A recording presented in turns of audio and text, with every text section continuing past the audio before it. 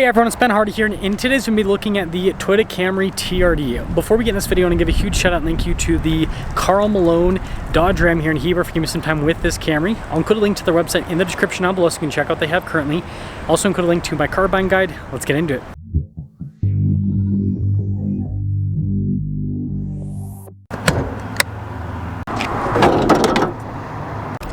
Under the hood of the Camry, we have a 3.5 liter V6 that goes through an 8-speed automatic transmission.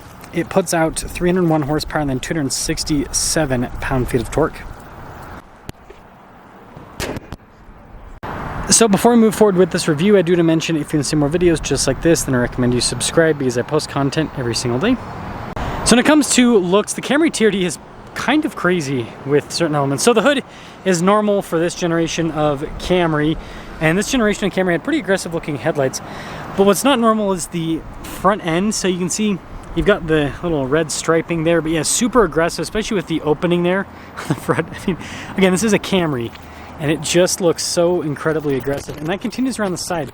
We've got the TRD wheels, and look at these things with the red brake caliper.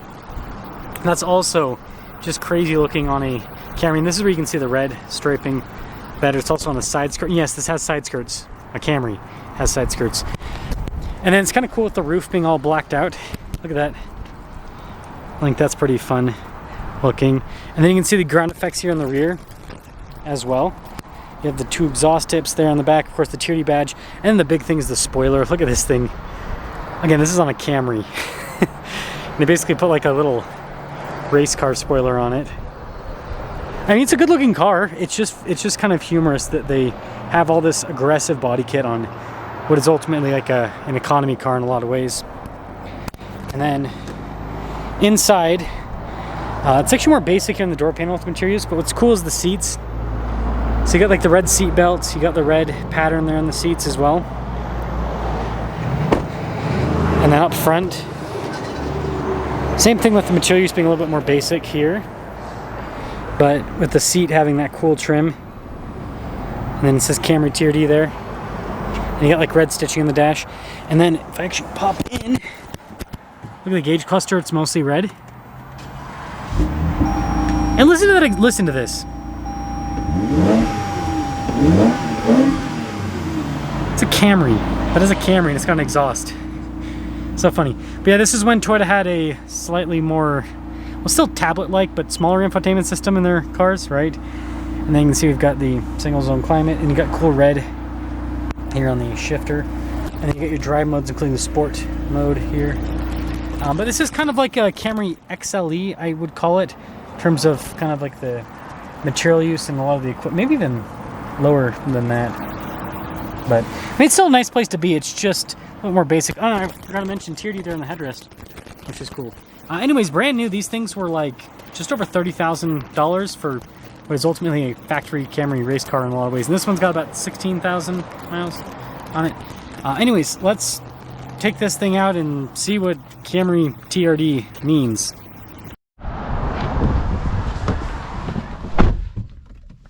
Well, safety first, of course, gotta put the seatbelt on and everything. Camry TRD. Interesting car. Good visibility.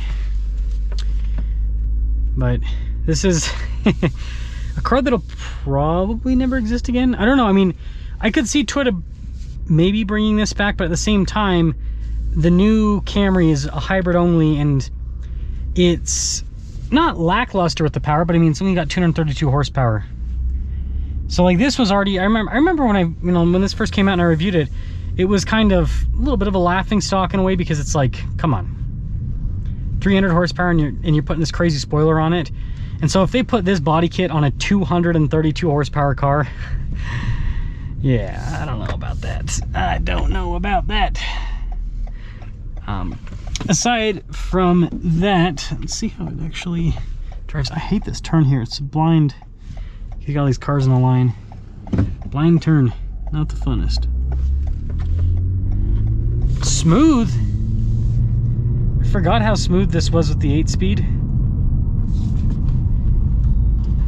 Man, I wonder if this generation of Camry is gonna, especially these TRDs, they're gonna like go up in value. Maybe not go up in value, but they'll hold.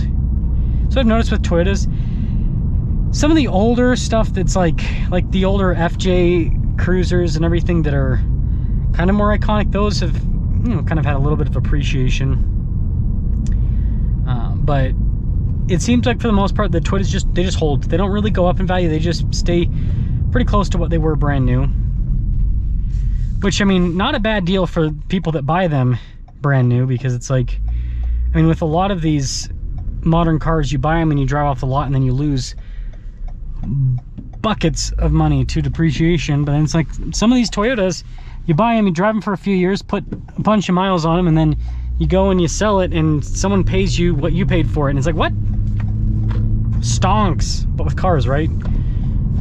Pop it into sport mode. Now this does have, you know, sport tune suspension and all of that.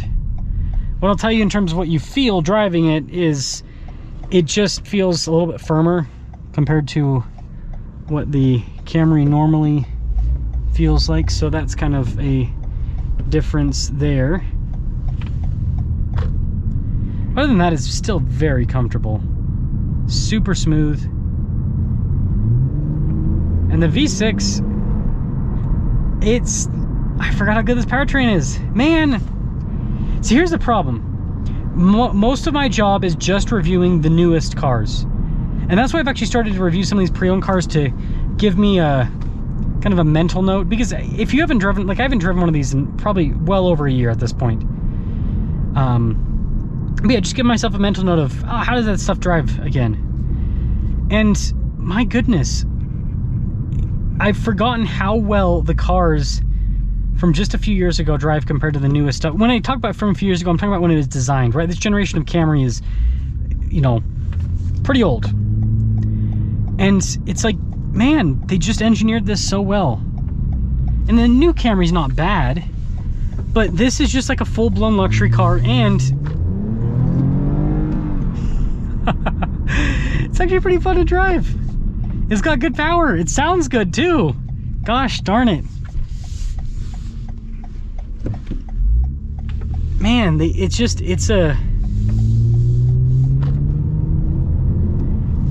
so nice. This is such a good car. Man, I don't think I'm not a car person in terms of ownership, because most of my commuting is in just all over Utah. And so a car just never makes sense, because if I own a car, it gets tons of front end damage in terms of like rock chips and everything, and even paint protection film. Like, it helps out, but not enough. And then the other thing is, like, a lot of the roads I drive over are just beat up. They're so beat up.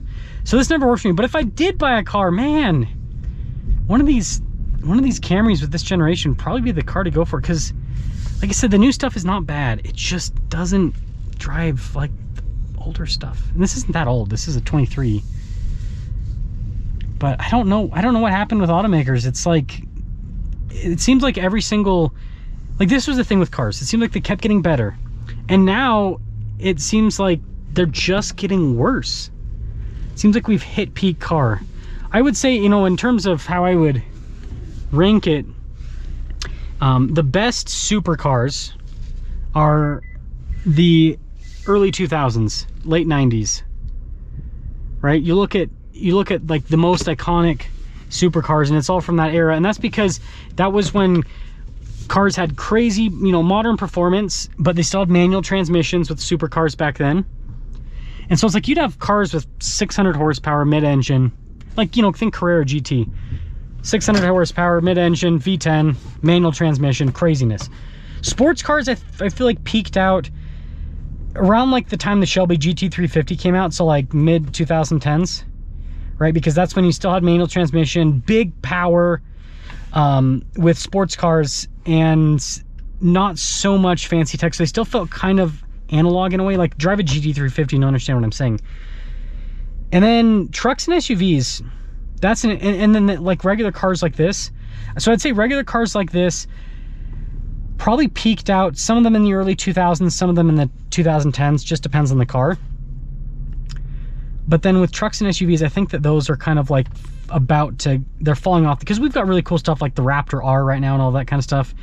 But I feel like trucks and SUVs are now starting to kind of fall down, and they're going out of their own golden age. So In terms of Camrys, this is probably the golden age for the Camry, because this generation of Camry still had a V6, super comfortable, you know, modern with the features, but still reliable.